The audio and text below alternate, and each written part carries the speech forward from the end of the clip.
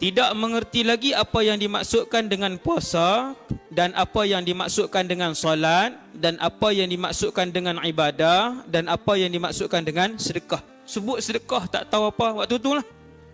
Sedekah, sebut semayang, sebut puasa Ramadan, tak tahu. Tak ada siapa tahu.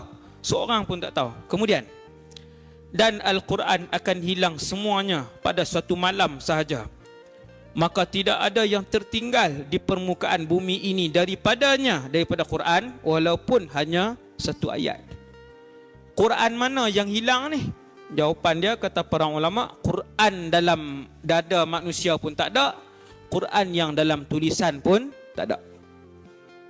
Dalam mushaf waktu tu. Waktu bila tu? Waktu tu lah hak dekat dengan kiamat tu.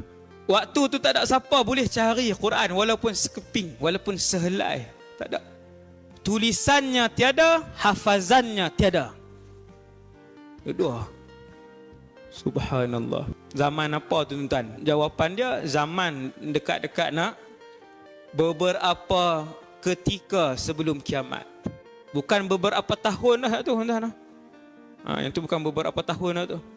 Beberapa ketika sebelum kiamat. Wal'iyadzubillah.